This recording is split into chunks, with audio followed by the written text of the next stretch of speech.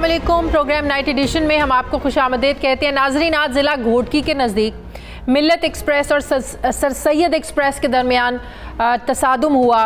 इस अफसोसनाक हादसे में 45 से ज़ायद अमवात हुई हैं, जबकि 100 से ज़ायद अफराद ज़ख्मी हैं। रेलवे तर्जुमान के मुताबिक कराची से सरगोदा जाने वाली मिल्लत एक्सप्रेस की बोगियां पटरी से उतरकर दूसरे ट्रैक पर गिरी और दूसरे ट्रैक पर रावलपिंडी से आने वाली सर सैयद एक्सप्रेस की बोगियों से टकरा गई। जाए हादसा पर जहां अभी भी इमदादी कार्रवाइयाँ हो रही हैं, वहां प्राइम मिनिस्टर ने इस हादसे पर तहकीकात का हुक्म दे दिया है। रेलवे के तर्जुमान के मुताबिक इब्तदाई तहकीकात 24 घंटों के अंदर मुकम्मल कर ली जाएंगी। घोटकी हादसे पर इस वक्त हुकूमत पर बहुत सख्त तनकीद हो रही है।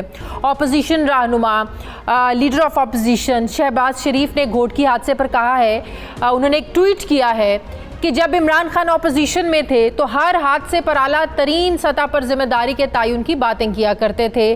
आज उनकी हुकूमत में ट्रेन का 10वां बड़ा हादसा हुआ है। कितने वज़रा और अफसरान से जवाबदेही की बात की गई है। शहबाज शरीफ ने कहा कि हिफाजत और वसाइल के लिहाज से रेलवे बाकी इदारों की तरह आज तबाही और बर्बादी की भेंट चढ़ रहा है, लेकिन दूसरी तरफ हुकूमती वज़रा इन तमाम इल्ज़ामात से ख़ुद को बरी ज़िम्मा करार दे रहे हैं। वफाकी वज़ीर फवाद चौधरी ने रेलवे हादसे को साबका हुकूमत की पॉलिसियां करार दिया है, उनका नतीजा करार दिया है। लेकिन नाजरीन, घोटकी हादसा मुजरिमाना गफलत थी। इसका ज़िम्मेदार कौन है, ये यकीनन तहकीकाती रिपोर्ट आने पर ही पता चलेगा। उससे पहले कुछ भी कहना ये कबल अज़ वक्त है। लेकिन इस वक्त चीफ इंजीनियर रेलवे का 4 जून को लिखा गया एक मरासला मंजर आम पर आ चुका है, जिसमें वो इसी किस्म के हादसे के खदशात का इजहार कर रहे थे। दूसरी तरफ हमने देखा कि आज साद रफ़ीक ने भी अपने ऊपर लगाए गए इल्ज़ामात का जवाब देने के बाद हादसे की बुनियादी वजह जो बताई, उन्होंने बताया कि ट्रैक की मेंटेनेंस ना होना है। आज साद रफ़ीक ने हुकूमत को यह भी चैलेंज किया कि वो बताएं कि उनके दौर का खसारा क्या था और PTI का खसारा आज के दौर का कितना है। साद रफ़ीक ने अपने ऊपर लगने वाले इल्ज़ामात का क्या रद्द-ए-अमल दिया, ये भी देखिए। एक करप्ट गिरोह इस मुल्क पर मुसल्लत किया गया। नतीजा यह निकला कि कंपनी मुकम्मल तौर पे फेल हो चुकी है। मेरे दौर का आखिरी खसारा निकालें और इनके दौर का खसारा निकालें, किसके दौर का खसारा ज्यादा है। अब कोरोना के पीछे नहीं छुपना, हादसा क्यों होता है यहाँ पे, इसलिए कि आप मेंटेनेंस नहीं करते। आपको रेलवे के अफसरों ने लिख लिख के तरले किए आपके कि हमें पैसे दें, हमने मेंटेन करना है। अब अगर आपसे चलता नहीं है, ना ट्रैक चलते हैं, ना रोलिंग स्टॉक चलता, तो ये मेरा कसूर है। जवाब आपने देना है। अब रसीदें निकालनी आपने है। आप तो इस्तीफा मांगा करते थे लोधरा पे, तो इमरान खान साहब पहुंच गए थे वहां पे, इस्तीफा दे दो। अपनी बार इस्तीफा लेना याद नहीं आता। मुझे ज्वाइन कर रहे हैं चेयरमैन रेलवे हबीबुर रहमान गिलानी साहब। अस्सलाम वालेकुम, बहुत बहुत शुक्रिया हबीबुर रहमान साहब आपका। हमने आज हुकूमत और अपोजिशन का तो ब्लेम गेम देखा, हुकूमत अपोजिशन पर, अपोजिशन हुकूमत पर इल्ज़ामात लगाती रही। लेकिन आपसे जो मैं ये बात करना चाहती हूँ कि चीफ इंजीनियर रेलवे हेडक्वार्टर ने जो 4 जून को एक ख़त लिखा था, जवाब था DS रेलवे सखर को, उन्होंने लिखा था कि आपको मुरम्मत के लिए तमाम वसाइल फराहम कर दिए गए। इसी तरह के खदशात का इजहार कर रहे थे कि ऐसा कोई हादसा पेश आ सकता है। उन्होंने लिखा कि मंजूर शुदा बजट से ज़्यादा मशीनें, रकम और सामान मुहैया कर दिया गया है। आपको ML1 केमिकल ट्रीटमेंट और स्कैनिंग मशीनें भी भेज दी गई हैं। और साथ उन्होंने ये भी कहा कि आपको मतलूबा रकम, तेल, पटरियां, सीमेंट, लकड़ियां भी भेज दी गई हैं। आपने तमाम वसाइल मिलने के बावजूद अब तक मुरम्मत का काम आखिर शुरू नहीं किया। साथ ही उन्होंने ये कहा कि DS रेलवे को रेलवे ट्रैक की बहाली और मुरम्मत पर तवज्जो देनी होती है। आपकी इस नाअहली से किसी भी वक्त कोई बड़ा हादसा हो सकता है। ये थे उनके खदशात जो उन्होंने इजहार किया था ख़त में, और ये कल जो था वो उनके खदशात जो थे वो सच साबित हो गए, हादसा पेश आ गया। सब वसाइल मिलने के बाद अगर मैं आपसे ये पूछ पाऊँ और आप हमें बता पाएँ कि ट्रैक की मेंटेनेंस का काम क्यों नहीं हुआ, तो क्या वजह है इसकी सर? देखिए, जो ट्रैक की मेंटेनेंस का काम है ये एक मुसलसल एक काम है जो कि सारा साल होता रहता है। लेकिन इसमें जो आप अगर ये बात सोचें कि ये चाहे पिछली गवर्नमेंट हो या ये गवर्नमेंट हो या पिछली से पिछली गवर्नमेंट हो, तो ये हादसे क्यों होते हैं, इसकी बुनियादी वजह ये है कि हमारा जो रेलवे का सिस्टम है ये कोई 150 साल से ज्यादा पुराना सिस्टम है और इसमें पिछले 50 सालों में कतई कोई तवज्जो नहीं दी गई। ये इसके ऊपर पहली दफ़ा एक मेजर प्रोजेक्ट ML1 जो है वो बनाया गया, और ना सिर्फ बनाया गया बल्कि इसका कोई 7 साल के बाद ये 5 अगस्त को इसका PC1 भी ML1 जो प्रोजेक्ट है, और इसके बाद ये इसकी 5 फाइनेंसिंग कमेटी की मीटिंग हुई है और इसके ऊपर अब फाइनली लोन निगोशिएट हो रहा है चाइना के साथ, क्योंकि ये जो ट्रैक है इसके नीचे जो बैलेस्ट है, इसके नीचे जो स्लीपर्स हैं, इसकी जो रेल्स हैं, ये सारी की सारी जो है ना अपनी तबी उम्र पूरी कर चुकी है। तो इसके सर यही तो मेरा सवाल है, सर यही तो मेरा सवाल है, अगर ये चीजें अपनी उम्र जो है ना मुद्दत पूरी कर चुकी हैं तो दोबारा काम क्यों नहीं हो रहा इस पर? फिर अगर वसाइल की बात करें तो चीफ इंजीनियर रेलवे वसाइल की बात कर चुके हैं, सब कुछ मुहैया किया जा चुका है। नहीं, ये जो मसाइल हैं ये तो सिर्फ जो उसकी इमीडिएट रिपेयर्स हैं, जहाँ पे कोई डिफेक्ट आए हैं उनको ठीक करने के लिए हैं, लेकिन इसकी जो बुनियादी जो वजह है उसकी तरफ तवज्जो देनी पड़ेगी। उसकी बुनियादी वजह यह है कि ये पूरा रेलवे का सिस्टम जो कराची से लेके लाहौर तक और लाहौर से आगे पेशावर तक ये पूरा रिवैम्प होना है, और इसके ऊपर गवर्नमेंट ने ये पिछले 3 साल की एक बड़ी मुशक्कत के बाद एक इसकी फिजिबिलिटी करवाई, और फिजिबिलिटी करवाने के बाद इसका 5 अगस्त 2020 को ये PC1 अप्रूव हो चुका हुआ है। इसके ऊपर लेकिन इसके बावजूद हमने तमाम जो जितने अवेलेबल वसाइल थे वो DS सखर को प्रोवाइड किए, लेकिन उसके ऊपर कुछ जैसे टाइम लगता है। एक हमारे लिए बहुत बड़ा प्रॉब्लम था कि जब ML1 प्रोजेक्ट अनाउंस हो गया और 5 अगस्त को इसके जो PC1 अप्रूव हो गए, तो इसके ऊपर जो 1-2 प्रोजेक्ट्स जो पहले चल रहे थे जिसमें ट्रैक की रिहेबिलिटेशन का काम था, उसके ऊपर जो एक सर मुझे एक सवाल का जवाब दें सर। जब तक ट्रैक की रिहेबिलिटेशन का काम मुकम्मल नहीं हो जाता आप उसको क्यों ऑन करते हैं सर?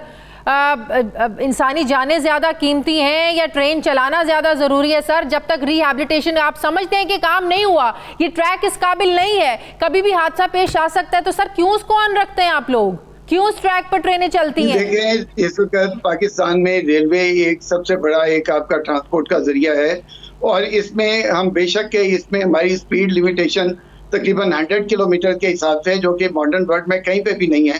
दुनिया जो है ना वो रेलवे में बहुत उन्होंने तरक्की की, लेकिन हमने पिछले 25 साल 30 साल 50 साल में हमने सड़कों का जाल तो बिछाया, लेकिन रेलवे के ऊपर ना पटरियां ठीक की, और बहुत कम, ये कोई तकरीबन 8-10 साल पहले हमने एक बड़े अरसे के बाद लोकोमोटिव खरीदे, जिससे पहले कि हमारी इनकम जो है वो बिल्कुल तकरीबन 0 के बराबर थी और ट्रेनें खड़ी हो चुकी हुई थी, और रेलवे को बजट जो है ना वो ना मिलने के वो ट्रैक जिनको रिहेबिलिटेट होना है उस पर अगर हम ये जस्टिफिकेशन दें कि कोई बात नहीं, इस पर हम अपनी स्पीड लिमिट को है ना वो 40, 50, 60 तक रखेंगे, अब बाहर के ममालिक में तो 250 और 300 जो है ना वो उससे चलती है गाड़ी, तो आपको लगता है ये जस्टिफिकेशन है कि अगर ट्रैक ठीक नहीं है लेकिन कोई बात नहीं हम 50-60 जो है ना उसकी स्पीड से चले जाएंगे? तो सर ये तो कोई जस्टिफिकेशन नहीं है, ये तो हम इंसानी जिंदगियों से खेलने वाली बात है। इंसानी जिंदगियों से खेलने वाली बात नहीं है। हमारी दिन में 42 ट्रेन जो है ना पैसेंजर ट्रेन चलती हैं, और इसके अलावा 10 हमारी जो है ना वो गुड्स की वो ट्रेन चलती हैं, और इसके ऊपर बड़ी कितने किलोमीटर फी घंटा की स्पीड से चलती हैं? 50 से 60 ऐसे ट्रैक्स पर? हमारी जो मैक्सिमम स्पीड है वो तकरीबन 105 किलोमीटर की है, और जो मिनिमम स्पीड है जो मुख्तलिफ जगह पे वो जहाँ पे रिस्ट्रिक्शंस या कॉशन लगी होती है वहाँ से तकरीबन 15 और 25 किलोमीटर के दरमियान में भी चलती है। तो इसलिए, लेकिन उसके बावजूद हमारा एक 24 घंटे ट्रैक्स की सर्विलेंस होती है, और उसके नतीजे में इसकी जो जहाँ पे भी कहीं ट्रेन में डिफेक्ट होते हैं ट्रैक में, और वहाँ जहाँ कहीं फ्रैक्चर होते हैं, ब्रेक ब्रोकन हो जाता है, तो ये एक बड़ा जो है ना वो तवील और सबर आजमा और बड़ा कैपिटल इंटेंसिव ये प्रोजेक्ट है कि रेलवे के ट्रैक्स को मेंटेन रखना और इसको ठीक करना। ये रेलवे का कोई जो नॉर्मल दूसरे प्रोजेक्ट्स हैं उसकी तरह नहीं है, बल्कि इसके जो प्रोजेक्ट्स हैं। सर कौन जिम्मेदार है आज के हादसे का? सर कौन जिम्मेदार है ये जो तकरीबन 50 तक जो है ना वो हलाकतें होगी और मजीद खदशा जाहिर किया जा रहा है कि और भी हलाकतें हो सकती हैं? सर कौन जिम्मेदार है इसका? हम तो ये बिल्कुल कहते हैं कि ये इसके रेलवे के ऊपर it should be the safest जो मोड ऑफ ट्रेवल, लेकिन इसके ऊपर आप ये देखें कि इसके ऊपर एक मुसलसल एक पिछले कोई कुछ अरसे से ये जब इसके ऊपर तवज्जो दी गई है तो ट्रेनों की तादाद ज़्यादा हुई है, लेकिन एक जब टाइम आया तो जब ट्रेनें ज़्यादा चलने के नुकसानात ज़्यादा हो रहे थे तो हमने इसमें ट्रेनें बंद भी की हैं। बहुत सारे जो सेक्शन हैं जहाँ पे जो इस काबिल नहीं है कि जहाँ पे ट्रेन चलाई जाए वो उसको बंद कर दिया गया। सर आज का ट्रैक भी फिर इस काबिल नहीं था, तो ये फिर नेग्लिजेंस है ना आप लोगों की? सर ये वाला ट्रैक जो है ना ये निस्बतन बेहतर हालत में है, लेकिन जो सखर डिवीजन का ट्रैक है 480 किलोमीटर निस्बतन बेहतर हालत में भी 50 लोगों की जान ले गया। सर जी, हमें इसका पूरा जो हमें अपनी ज़िम्मेदारी का ये जो मिनिस्टर साहब खुद भी यहाँ पे मौजूद हैं और ये 7 डेज़ इन अ वीक ये हम कोशिश करें, लेकिन रेलवे का कोई भी प्रोजेक्ट जो है वो ऐसा नहीं है। इस वक़्त भी रेलवे के जो 3 प्रोजेक्ट हैं जो ML1 के अलावा हैं, वहाँ पे काम हो रहा है, कॉन्ट्रैक्ट आउट उनको किया गया है, कहीं पे FWO काम कर रही है, कहीं पे चाइनीज़ फर्म काम कर रही है, तो ये इसका काम साथ-साथ जारी है। बहुत बहुत शुक्रिया आपका चेयरमैन हबीबुर रहमान गिलानी साहब मेरे साथ थे, बहुत शुक्रिया आपका। नाज़रीन मुझे ब्रेक लेनी है, वापस आते हैं छोटे से वक्फे के बाद।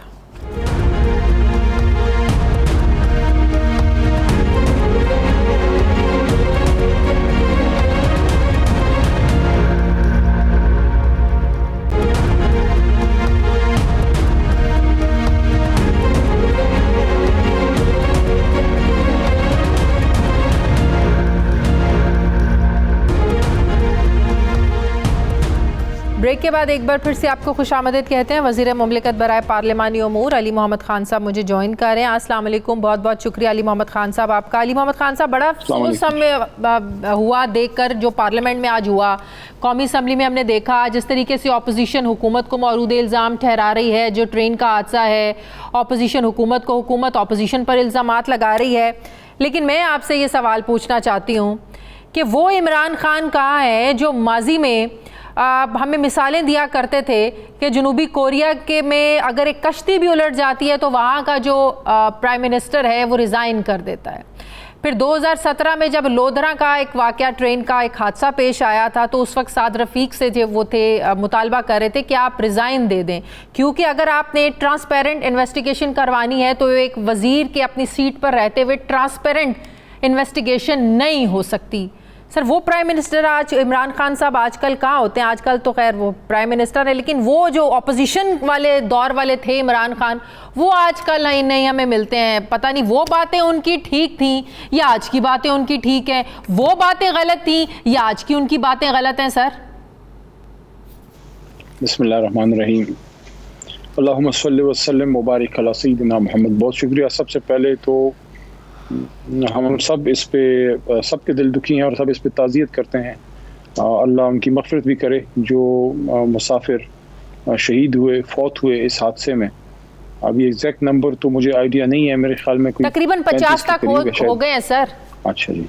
जो हमारे वज़ीर रेलवे हैं आज़म सवाती साहब आज बवजूद वो ऐवान में नहीं थे, क्योंकि उनको वहाँ स्पॉट पे जाना पड़ा जाए हादसा पे, तो वो वापस आके ऐवान को भरपूर अपनी जो भी इन्वेस्टिगेशन होगी, रिपोर्ट होगी, वो पेश करेंगे। और आपने 2-3 नुकात उठाए, सबका मैं सवाल का जवाब दूंगा। पहली बात तो ये है कि मैं साहब की बात से एग्री करता हूँ। आज असम्बली में लड़ने वगैरह का दिन नहीं था, इल्ज़ाम दर इल्ज़ाम का भी दिन नहीं था। आज एक सॉलिडारिटी शो होनी चाहिए थी और आज जो उसके अवामिर हैं उस पर गुफ्तगू होनी चाहिए थी। मैं ये नहीं कहता कि अपोजिशन के हमारे दोस्त जो हैं उनका कोई अल्टीरियर मकसद था, कोई उनका गलत मकसद था, लेकिन बहरहाल जिस तरह से उन्होंने डिबेट की इब्तिदा की तो सारा फोकस इस्तीफ़े पे, सारा फोकस जो है हुकूमत की बैशिंग पे हुआ। मैं समझता हूँ कि इस पे सैर हासिल गुफ्तगू वो होती या वो होगी जिसमें उन चीज़ों पे फोकस किया जाए कि आखिर इस तरह के हादसात क्यों होते हैं। हमारी हुकूमत ने आके कोशिश की है कि इसमें कमी लाई जाए, बेहतरी लाई जाए। हादसात फिर भी हुए हैं।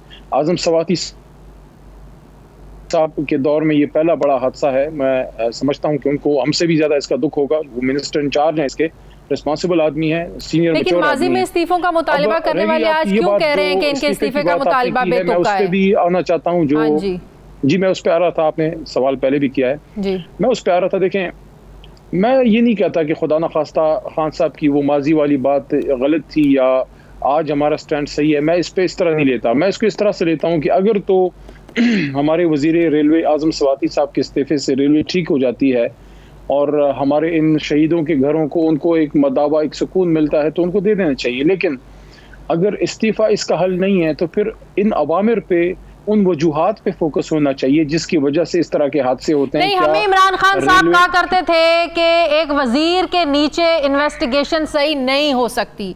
ट्रांसपेरेंट, साफ शफाफ तहकीकात तभी हो सकती हैं जब जिस पर मतलब कि आप इल्ज़ाम लगा रहे हैं कि इसका कसूर है सारा, जब तक वो अपने ओहदे पर रहेगा आपसे जो है ना वो साफ और शफाफ इन्वेस्टिगेशन की तवक्को नहीं की जा सकती।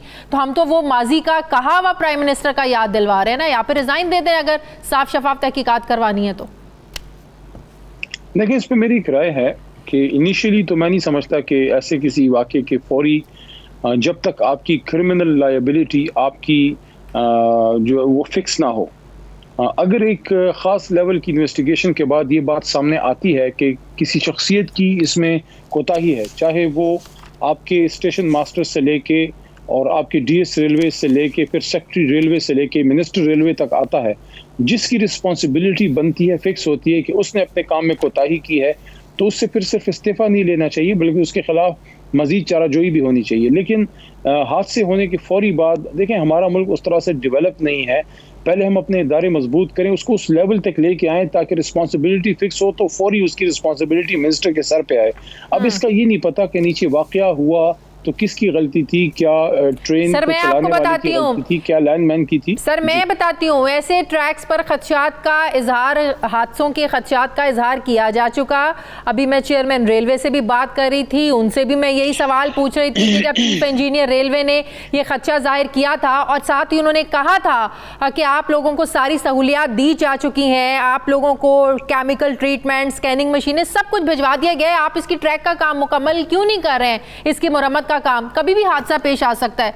सर, वार्न करने के बावजूद अगर उस ट्रैक पर मेंटेनेंस का काम नहीं हुआ तो कौन जिम्मेदार है फिर उसका? और फिर आपने इतनी नेग्लिजेंस कि आपने उस ट्रैक को ओपन रखा ट्रैवलिंग के लिए। लेकिन यही वो बात अब आपने खुद भी कर दी जो मैंने आपके गोश गुजार की और आपके सामने अर्ज की कि पहले इसकी रिस्पॉन्सिबिलिटी फिक्स हो कि अगर किसी ऑफिसर ने रिपोर्ट किया कि हमें ये मसला है और उस मसले का नोटिस नहीं लिया गया, तो फिर जो कंसर्न ऑफिसर इंचार्ज है वो रिस्पॉन्सिबल है। लेकिन अगर नोटिस लिया गया और नीचे डायरेक्शन भी दी गई और उनको फैसिलिटीज़ भी भेजी गई, उनको इक्विपमेंट्स भी भेजी गई और नीचे वक्त पे काम नहीं हुआ, तो फिर वो लोग रिस्पॉन्सिबल हैं। मेरे ख्याल में इसकी जो है एक इन्वेस्टिगेशन हो लेने दें। इसका मतलब है वज़ीर रेलवे सारी सिचुएशन से लाइल्म थे, खत लिखा गया, किन खदशात का इजहार किया गया, मेंटेनेंस का काम होना था लेकिन नहीं हुआ, अगर तो उन लाइल्म थे ये तो फिर बहुत बड़ी नेग्लिजेंस है, और अगर उनके इल्म में था उसके बावजूद भी नहीं हुआ, ये भी फिर नाअहली है उनकी। देखें, this is a point of debate.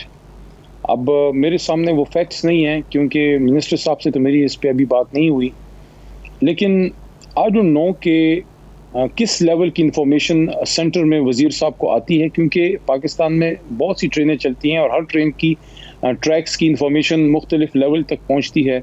क्या ये डीएस रेलवे जो उस एरिया को करते हैं, देखते हैं, उनके हद तक, या चीफ इंजीनियर साहब के, या चेयरमैन, या फिर सेक्रेटरी रेलवे के लेवल तक आती है, या फिर मिनिस्टर साहब के? मैंने आपको पहले एक बात की मैं समझता हूँ वही अगर बेंचमार्क हम बना लें कि पहले रिस्पॉन्सिबिलिटी फिक्स हो लेने दें कि किस लेवल की नेग्लिजेंस है, क्या मिनिस्टर के लेवल की है, सेक्रेटरी साहब की है, या डीएस रेलवे की है, या चेयरमैन की है, या लोकल स्टाफ की है। फिर जिस चीज़ की रिस्पॉन्सिबिलिटी फिक्स होती है तो फिर कानून से भी ऊपर कोई नहीं है और इंसानी जानों के ज़िया का कोई मदावा फिर नहीं है। लेकिन मैं समझता हूँ कि जल्दी नहीं करनी चाहिए, इसकी इम्पार्शियल इन्वेस्टिगेशन हो, जो रिस्पॉन्सिबल है हुकूमत फिर खुद ही उनसे निपटेगी, क्योंकि आपने एक हुकूमत का एक ट्रैक रिकॉर्ड तो देख लिया है कि ये पराए तो छोड़े, अपने को भी स्पेयर नहीं करती, चाहे मैं हूं चाहे कोई और है। अपने लोगों के खिलाफ भी इन्वेस्टिगेशन खोली है, अपने लोगों से भी इस्तीफे लिए गए हैं, अपने लोगों को भी चार्जशीट किया गया, अपने लोगों को जेलों में भी डाला गया है। तो ऐसा तो माजी में नहीं हुआ। मैं ही समझता हूँ कि थोड़ा सा वक्त जरूर देना चाहिए क्योंकि अभी बहुत अर्ली है। लेट्स सी कि इन्वेस्टिगेशन क्या रुख अख्तियार करती है। मैं आपको यकीन दिलाना चाहता हूँ वज़ीर-ए-आज़म इमरान खान साहब की तरफ से कि अगर इसकी रिस्पॉन्सिबिलिटी जितने भी हाईएस्ट लेवल पे फिक्स होगी तो उस लेवल से पूछताछ होगी कानून के मुताबिक। आई एम होपफुल कि इमरान खान साहब का रिकॉर्ड ये बोलता है कि वो ऐसी चीज़ों में और जहां इंसानी जान इन्वॉल्व हो वहां तो कोई उनके पास कॉम्प्रोमाइज़ नहीं है। जी ठीक है, बहुत बहुत शुक्रिया वज़ीर मुमलिकत बराए पार्लिमान अली मोहम्मद खान साहब मेरे साथ थे।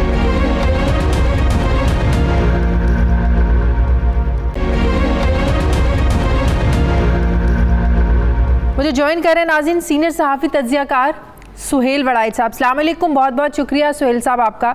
सुहेल साहब, आज इतना अफसोसनाक वाक़या पेश आया, ट्रेन के हादसे में 45 से ज़ायद लोग जाँ बहक हो गए, 100 अफराद ज़ख्मी हैं। लेकिन कौमी असम्बली में जो कुछ हुआ वो हम सबके सामने है। सिर्फ ब्लेम गेम हमने आज देखी। ऑपोजिशन हुकूमत को मौरूद इल्ज़ाम ठहराती रही और हुकूमत जो वो पिछली हुकूमतों पर डालती गई। सर 3 साल हो गए, अगर सारे मामलात की जिम्मेदारी ऑपोजिशन पर ही इस हुकूमत ने डालनी है तो इस हुकूमत की क्या जिम्मेदारी बनती है? नंबर 1। नंबर 2, क्या अगर वाकई पिछली हुकूमतों का किया हुआ अगर ये हुकूमत भुगत रही है तो इस हुकूमत को ठीक करने के लिए क्या ये 3 साल थोड़े थे सर? बड़ी दिलचस्प बात है कि दरमियान में शेख रशीद आए साद रफीक के बाद और उसके बाद अब आज़म सवाती हैं। तो मेरा ख्याल है कि साद रफीक के 3 साल पहले उसको तो जिम्मेदार नहीं ठहराया जा सकता, जो वजीर रेलवे होगा वही जिम्मेदार ठहराया जाएगा। और मेरा ख्याल है कि बड़ी अफसोस की बात है कि इतना कुछ होने के बावजूद भी रेलवे संभल नहीं रहा और बिल्कुल डायरेक्ट एक तरह से क्लैश हुआ है।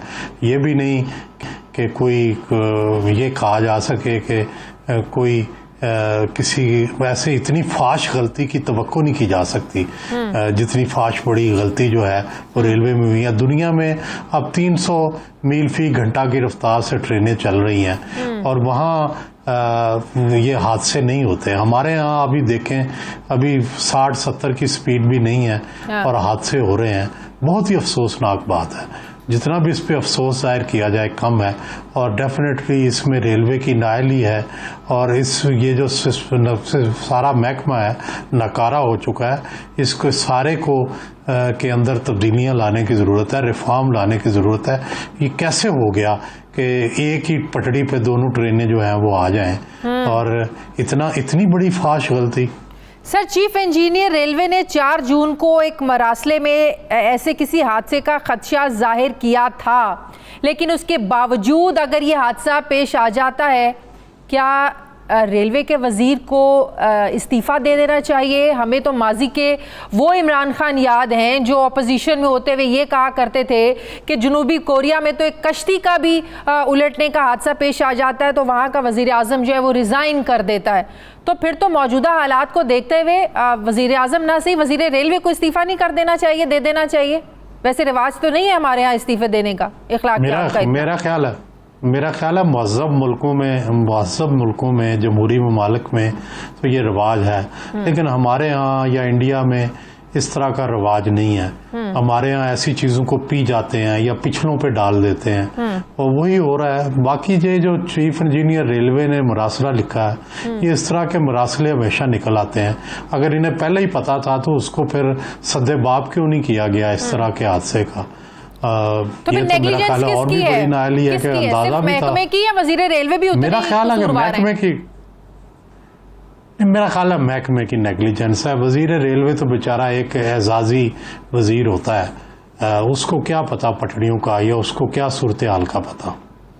तो सर ये बात भी दुरुस्त है कि ये कोई 3 सालों का तो बिखेड़ा नहीं है, सिर्फ पीठ पर जिम्मेदारी डालना या सिर्फ नून लीग पर जिम्मेदारी डालना। सर ये भी बिल्कुल नाइंसाफ़ी होगी। तो अब सर इसको सिस्टम को ठीक करने में आपको क्या लगता है कितना इस ऐसी हुकूमतों को काम करने की ज़रूरत है? वसाइल की कमी है, पैसे की कमी है। मैं शेख रशीद साहब के पुराने कुछ बयानात देख रही थी, उन्होंने अफरादी कुव्वत की कमी की भी शिकायत की, उन्होंने पैसों की भी शिकायत की, बड़ी शिकायत अंबार लगे हुए थे जब वज़ीर रेलवे थे शेख रशीद साहब। तो आपको क्या लगता है कि मज़ीद 2 साल भी हम इसी तरह की चीज़ें देखते रहेंगे, ये हुकूमत नाकामी जो है ना वो होगी? मेरा ख्याल है कि कोई बेहतरी की उम्मीद नहीं है। उसकी वजह यह है शाजिया साहबा, बाहर की दुनिया में होता यह है कि जब इस तरह का कोई हादसा होता है या इस तरह का वाक़या हो जाता है तो उसके ऊपर एक कमीशन बनता है। जैसे 9/11 कमीशन बना, जैसे बरतानिया के अंदर कोई एक्सीडेंट होता है कमीशन बनता है। कमीशन फिर अपनी रिपोर्ट देता है, फिर महकमे के अंदर रिफॉर्म्स आती हैं, ओवरऑल सारी चीज़ों को रिव्यू किया जाता है। हमारे यहाँ ना कोई रिपोर्ट आती है, ना उसको रिफॉर्म्स होती हैं, ना उसके नतीजे में कोई बेहतरी आती है। जब बेहतरी नहीं होगी तो फिर इसी तरह का किसी दिन हादसा हो जाएगा, फिर हम रोते रह जाएंगे। और फिर कहेंगे कि जनाब बात तो यह है कि एक हादसे के बाद संभल के अपने अंदर रिफॉर्म करें, देखें कहाँ कहाँ गलतियां हैं ताकि आइंदा वो गलतियां ना हो। तो ये है तरीका उनसे बचने का। लेकिन अगर आप कुछ भी ना करें, आप इस हादसे को 10 दिन रोएं और रोने के बाद फिर उसी रफ्तार पे चल पड़े तो फिर हादसा हो जाएगा। तो हमें तो यही बताया जाता था ना कि अगर आपको ट्रांसपेरेंट इन्वेस्टिगेशन चाहिए तो वजीर रेलवे को इस्तीफा देना चाहिए, क्योंकि एक वजीर के अंडर ट्रांसपेरेंट इन्वेस्टिगेशन नहीं हो सकती। तो फिर तो अब हम या तो प्राइम इमरान खान साहब माजी में गलत कहते थे, या आज जो वो कह रहे हैं, आज फवाद चौधरी साहब को आपने कहते हुए सुना होगा कि साद रफीक के गुनाहों का मलबा जो है ना वो एक फजूल सा मुतालबा है, जो आज हम कह रहे हैं आजम सवाती इस्तीफा दे दे, वो इसको अजीब सा मुतालबा समझ रहे हैं। तो फिर क्या करना चाहिए? इस्तीफा लेना चाहिए ट्रांसपेरेंट इन्वेस्टिगेशन के लिए? प्राइम मिनिस्टर साहब को कह देना चाहिए कि जो आजम सवाती है वो रिजाइन दें ताकि साफ शफाफ तहकीकात हो सकें? मेरा ये ख्याल है कि इस्तीफा बेशक ना लें, लेकिन ऐसा कमीशन जरूर बनाएं जो कि ये देखे कि चले, चाहे साद रफीक के ज़माने में, चाहे शेख रशीद के ज़माने में, या इस ज़माने में जो गलतियां, या आज से 70 साल पहले जो गलतियां हुई हैं उनका जायज़ा लेके रिफॉर्म्स प्रपोज की जाएं और ऐसा जो तरीक़ेकार वज़ा किया जाए जिससे आइंदा एक्सीडेंट्स ना हो और जो एक्सीडेंट्स हैं इनका मदावा हो सके। सर, मजीद जो 2 साल रह गए इस हुकूमत के, आपको क्या लगता है कोई ऐसी इस हुकूमत के क्रेडिट पर कुछ ऐसे काम हैं, ऐसे मामलात हैं, ऐसी कारकर्दगी है कि दोबारा आवाम इनको वोट देंगे? मेरा ये ख्याल है कि ये हुकूमत मजमूई तौर पर तो कामयाब नहीं है। अच्छा। मुआशी तौर पर थोड़ी बहुत कामयाब है, लेकिन सियासी तौर पर एक नाकाम हुकूमत है कि जो पूरे मुल्क को साथ चलाने में नाकाम है। अपोजिशन पार्लियामेंट उज़्वे मुअत्तल है। आप देखें पार्लियामान के अंदर कोई कारोबार नहीं, कोई गुफ्तगू नहीं, कोई लेजिस्लेशन नहीं, कोई इकट्ठे मिल के कोई चीज़ नहीं है। हर वक्त लड़ाई है, हर वक्त झगड़ा है, हर वक्त कदम कदम पे अपोजिशन जो है वो जेलों में है। तो ये एक तरह से एक नाकामी है। मुल्क के हालात जो हैं उनको एक उनका मजाक बना हुआ है दुनिया भर में।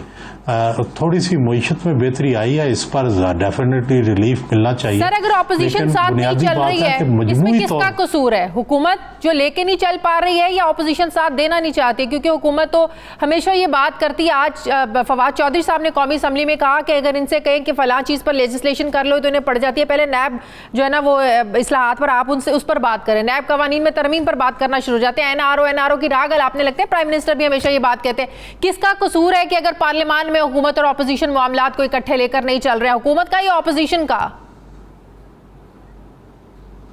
शादिया साहब, दुनिया भर में जो डायलॉग होता है ये इनिशिएटिव होता है गवर्नमेंट का, और इसमें CBMs किए जाते हैं। दुनिया भर में कॉन्फिडेंस बिल्डिंग मेजर्स किए जाते हैं। कभी भी जो डायलॉग है वो खला के अंदर नहीं होता, उसके लिए कॉन्फिडेंस बिल्डिंग मेयर लिए जाते हैं जिससे अपोजिशन जो है वो इस यकीन पे आती है कि उसकी तजावीज़ को गौर से सुना जाएगा, उन पर अमल किया जाएगा और उसको साथ में ला के चला जाएगा। तो यहाँ कॉन्फिडेंस बिल्डिंग मेजर्स की बजाय कॉन्फिडेंस डिस्टॉर्टिंग मेजर्स लिए जाते हैं। CDMs हैं यहाँ पर, यानी लोगों को गिरफ्तार किया जाता है। जो ही कोई डायलॉग शुरू होता है साथ ही 2-4 गिरफ्तार हो जाते हैं, और गिरफ्तारियों के बाद ज़ाहिर है वो माहौल ही नहीं रहता, और माहौल के बाद फिर सारा काम ही मुअत्तल हो जाता है। लेकिन जब ऑपोजिशन की अपनी सफ़ों में इत्तेहाद ना हो, हुकूमत को तो मौका मिलेगा सर। ये सही है, अपोजिशन जाहिर है, लेकिन वो अलग अलग इलेक्ट होके आए हुए हैं। ज़रूरी नहीं कि वो इकट्ठे हों, जाहिर है अपनी अपनी पार्टियां उनकी, लेकिन हुकूमत को अलग अलग उनसे डील करना चाहिए। पीपल्स पार्टी से अलग बात करें, नून से अलग बात करें, मौलाना फजलुर रहमान से अलग बात कर लें। ये तो बल्कि हुकूमत का फ़ायदा है इसमें कि अलग अलग बात करें। अगर इकट्ठे होते तो शायद इनकी शराइत ज़रा टफ होती, अब तो शराइत भी आसान होंगी। ठीक है, बहुत बहुत शुक्रिया सीनियर सहाफ़ी तज्ज़ियाकार सुहेल वराइच साथ थे। मुझे ब्रेक लेनी है नाज़रीन, वापस आते हैं छोटे से वक्फे के बाद।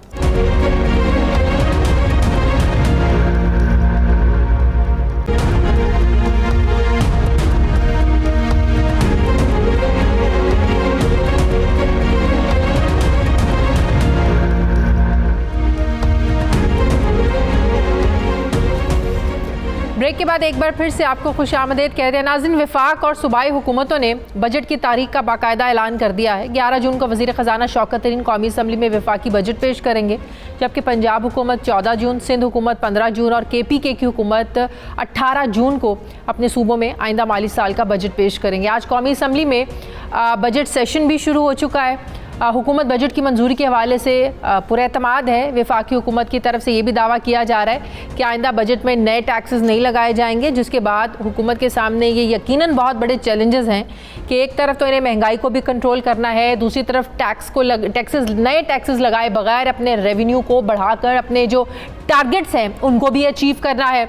आइंदा माली साल के बजट के खदोखाल भी सामने आना शुरू हो गए हैं। ज़राए के मुताबिक बजट का जो कुल हजम है ये 8000 अरब रुपए से ज़्यादा का होगा, जबकि पेश किए जाने वाले बजट जो हैं ये 3154 अरब रुपए खसारे का ये जो है बताया जा रहा है ये बजट हो सकता है।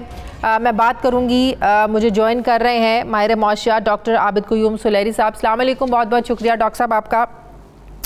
डॉक्टर साहब, गुज़श्ता हमने देखा कि पाकिस्तान स्टॉक एक्सचेंज में 2.21 एसेस तक का कारोबार हुआ, जो बताया जा रहा है कि हिस्ट्री में जो है ना वो रिकॉर्ड बना है।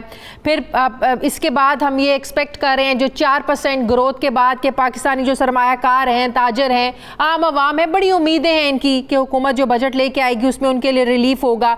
फिर हमने ये भी देखा कि कोरोना क्राइसिस के बावजूद जो GDP ग्रोथ है ये भी बहुत से लोग तो मानने के लिए तैयार नहीं है इन आदाद शुमार को कि कोविड में इतने क्राइसिस के बावजूद हुकूमत ये दावा कैसे कर सकती है।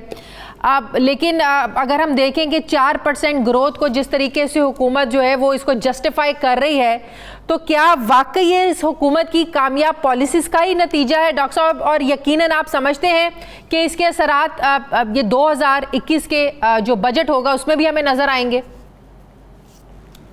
देखिए, जब हम पॉलिसीज़ की बात करते हैं तो सिर्फ ये देखने की कोशिश करें कि ये जो GDP एक्सपेक्टेड जो रेट दिया गया है इस माली साल का 3.94, इसके पीछे वजह क्या है? और इसके पीछे दो बुनियादी वजूहात हैं। एक जो है वो आपकी स्मार्ट लॉकडाउन की पॉलिसी के जिस तरीके से बाकी दुनिया में मुकम्मल तौर पे लॉकडाउन कर दिया गया था, वज़ीर आज़म इमरान खान ने उस तरह का लॉकडाउन करने की रोज़ अव्वल से मुखालफत की और इकॉनमी का पहिया जो है वो चलता रहा। दूसरा अगर आप देखें तो दूसरा NCOC का जो एक पॉजिटिव रोल रहा है कोविड को कंटेन करने में।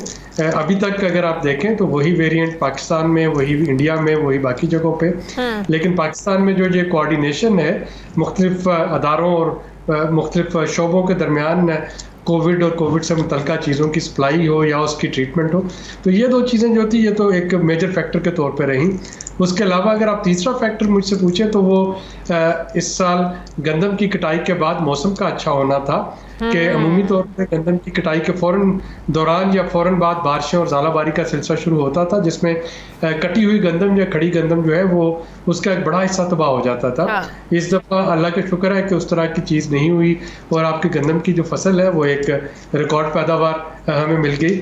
और चौथी इसमें चीज़ जो है वो पिछले साल का लो बेस इफेक्ट है, क्योंकि पिछले साल के नंबर जो हैं वो इतने लो थे कि जब भी उस पर पॉजिटिविटी आती तो वो नंबर जो है वो जाहिर है कि आपको परसेंटेज टर्म में अच्छे लगते। तो मेरा नहीं ख्याल कि इसमें कोई शुबा है कि हुकूमत जो 3.94 का दावा कर रही है उस दावा वाकई दुरुस्त है। उसमें मुझे तो कम से कम मतलब कि जो IMF और वर्ल्ड बैंक ने बिल तरतीब 1.5 और 1.3% का अंदाज़ा लगाया था हमारी ग्रोथ रेट का, तो ये जो चीज़ें सब आप बता रहे हैं ये इन्हीं की वजह से जो है ना वो ग्रोथ आप कह रहे हैं ये बढ़ी है। हाँ, देखिए ना, वर्ल्ड बैंक ने तो ये अंदाजा भी लगाया था कि रेमिटेंसेस 20% कम होंगी, जबकि इस वक्त हमारे पास रिकॉर्ड रेमिटेंसेस हैं। तो वर्ल्ड बैंक ने तो ये भी अंदाजा यूनाइटेड नेशन एजेंसीज की तरफ से लगाया गया था कि कोरोना के साथ साथ एक ग़ज़ाई बहरान बड़ा शदीद किस्म का पैदा होगा। शुक्र है कि यानी पाकिस्तान में जो है खुर्दोनोश की अशिया महंगी ज़रूर हुई, लेकिन वो जो किल्लत का शिकार था, जिस तरह के अमेरिका जैसे मुल्क में भी लोग जो थे वो डिपार्टमेंटल स्टोर्स को लूटने पे मजबूर थे खाने पीने की चीज़ों के लिए, क्यूज़ लगी हुई थी, तो पाकिस्तान में उस तरह का तो कोई सीन सामने नहीं आया ना। बिल्कुल। तो अच्छा डॉक्टर साहब, एक बात बताइएगा, ये हुकूमत 19 अरब डॉलर के जो करंट अकाउंट खसारा है इसको 900 मिलियन सरप्लस करने में जो कामयाब हुई है, बहुत से लोग इस पर ये भी बात कर रहे हैं, ऑपोजिशन बात कर रही है कि इनका जो कोरोना का जो इन्हें बड़े पैसे मिले थे, कोरोना के फंड्स मिले थे, ये उधर इन्होंने इस्तेमाल करके तो अपना जो करंट अकाउंट डेफिसिट है उसको मैनेज करने की कोशिश की है। मुबैना तौर पर ये इल्ज़ामात लग रहे हैं। आपको क्या लग रहा है, ये जो करंट अकाउंट खसारा हमारा काम हुआ है, हुकूमत इसका बड़ा क्रेडिट ले रही है? देखिए, ये ऐसे नहीं होता है। जो करंट अकाउंट डेफिसिट है वो उसको होता क्या है, वो ये होता है कि आपके पास टोटल डॉलर आए कितने और आपने टोटल डॉलर बाहर कितने भेजने हैं, ये होता है करंट अकाउंट के टोटल जो थे डॉलर इनफ्लो और आउटफ्लो। अगर वो आपका आउटफ्लो ज़्यादा हो, बाहर हमने अदायगियाँ ज़्यादा करनी हो, तो वो आपका डेफिसिट में खसारे में चला जाता है। अगर अदायगियाँ कम करनी हो तो वो पॉजिटिव हो जाता है। इसमें 2-3 फैक्टर्स हैं। एक तो रेमिटेंसेस जो है, रिकॉर्ड रेमिटेंसेस आपके पास है, फॉरेन एक्सचेंज उधर से आया है। दूसरा जो इंपोर्ट थी वो कम है। इंपोर्ट कम होने की वजह से आपका जो ट्रेड डेफिसिट है, जब वो कम होता है तो उसका पॉजिटिव इम्पैक्ट पहुंचता है। तीसरा, पिछले 1 साल से चूँकि टूरिज़्म बिल्कुल बंद है, जो पाकिस्तानी जो अपर मिडिल क्लास थी या जो अपर क्लास थी, जो कि गर्मियों की छुट्टियों में बाहर जाते थे, जो लोग इस ज़ियारतों पे जाते थे, हज और उम्रा के लिए जाते थे, वो अपने साथ डॉलर्स लेके जाते थे। तो अब जाहिर है कि पिछले 1.5 साल से चूँकि उस तरह वो नहीं हो रहा, तो उसका भी फ़ायदा हुआ है, वो डॉलर भी आपके पास पड़े हैं। हाँ। तो ये तो बिल्कुल उस इल्ज़ाम में कोई वो लॉजिक नहीं है कि हुकूमत ने कोरोना फंड के पैसे लेके और उससे अपना सरप्लस जो है वो दिखा दिए। सही। अच्छा डॉक्टर साहब, ज़राई शोबे में ग्रोथ में कमी की जो ख़ास वजह है, ज़ाहिर है ये कॉटन पैदावार में बताया जो जाता है, जो नंबर्स शेयर किए जाते हैं वो है कि 22.8% कमी है, जो 13 मिलियन बेल से कम होकर सिर्फ 6.5 मिलियन बेल्स तक होगी। मतलब कि कॉटन में हमारी बहुत ज़्यादा पैदावार में कमी हुई है और ज़ाहिर है इसका डायरेक्ट लिंक है आपकी टेक्सटाइल इंडस्ट्री से। अब हुकूमत ने आइंदा माली साल कॉटन की पैदावार का जो हदफ रखा है 10.5 मिलियन बेल्स का रखा है। क्या ये आसान टारगेट है? ये आसान टारगेट इस सूरत में बनेगा, देखिए कि अगर जो कि वफाकी हुकूमत, मुझे उम्मीद है कि अपने बजट में एग्रीकल्चर पे एक पैकेज रखे और कॉटन के लिए कुछ खसूसी चीज़ें जो है वो भी रख रही हो, तो ये डिपेंड कर रहा होता है कि हुकूमत कितनी जल्दी इनपुट्स जो है वो मुहैया कर पाए। ये डिपेंड करेगा कि जो बीज हैं उनके सिर्फ खालिस बीज जो है उन्हीं को उगाया जाए। कॉटन सेक्टर में बदकिस्मती से ये हो रहा था पिछले कई सालों से, सिंध में भी और जनूबी पंजाब में भी, कि वहाँ पे जो नाकस बीज फराहम करने वाली कंपनीज थी उनकी बहुतात हो गई थी और किसान जो है वो ये सोच के कि ये एक अच्छा बीज है, अनसर्टिफाइड बीज वो लेके उसको उगाते थे, जिससे कि उनके जो प्रोडक्शन है वो कम होती थी। प्लस इसमें मौसमी तगय्युर जो है वो भी शामिल है कि आपको कॉटन के लिए मौसम किस किस्म का चाहिए, क्या उसमें बारिश जो है वो किस स्टेज पे मुनासिब है, किस स्टेज पे मुनासिब नहीं, क्योंकि उससे जो कीड़े का हमला है वो डायरेक्टली उसके साथ रिलेट करता है। तो बहुत से फैक्टर्स हैं जिसकी वजह से कॉटन जो है वो उसका हमारी पैदावार कम हुई। लेकिन मैं तफसील में जाए बगैर, क्योंकि बाकी तफसील तो बजट में आ रही होगी, ये ज़रूर बता सकता हूँ नाजरीन को कि एग्रीकल्चर पे एक वफाकी हुकूमत जो है, हालांकि एग्रीकल्चर सूबाई सब्जेक्ट है, लेकिन वफाकी हुकूमत, और मुझे उम्मीद है कि सूबाई हुकूमतें भी कुछ उसमें करेंगी, इस पर एक स्पेशल जो है पैकेज अनाउंस कर रही होंगी और मुझे उम्मीद है कि कॉटन के लिए भी कुछ इंसेंटिव जो है। सर आखिरी सवाल का जवाब दे दें। महंगाई अभी भी डबल डिजिट्स में है सर। दूसरी तरफ आपको नए टैक्सेस भी नहीं लगाने हैं, लेकिन आपको रेवेन्यू भी बढ़ाना है। महंगाई को कंट्रोल करने के साथ साथ बगैर टैक्सेस लगाए आप रेवेन्यू कैसे अपना बढ़ा सकते हैं? देखिए, जो डबल डिजिट वाली बात है तो थोड़ी सी उसमें तस्सीह में करने की ज़रूरत है। महंगाई नापने के बहुत से तरीके होते हैं। जब इन्फ्लेशन की जो हम बात करते हैं वो CPI कंज्यूमर प्राइस इंडेक्स होती है, जो कि 8% पे है इस वक्त, उसमें बतदरीज कमी आ रही है। एक सेंसिटिव प्राइस इंडेक्स होता है SPI, जो कि सर खाने पीने की, सर बुनियादी जो ज़रूरियात है ज़िंदगी की, रोज़मर्रा की खाने पीने की अशियाएँ हैं, उसमें बहुत महंगाई है सर।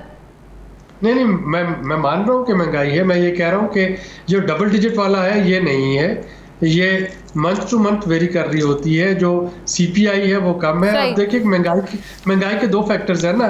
कुछ चीज़ें हैं जो कि इंपोर्ट होके आती हैं, वो तो अगर महंगी बाहर उनका इंटरनेशनल रेट महंगा होगा, वो आपको ड्यूटी भी देनी है, आपको टैक्स भी करना है, वो तो समझ में आता है।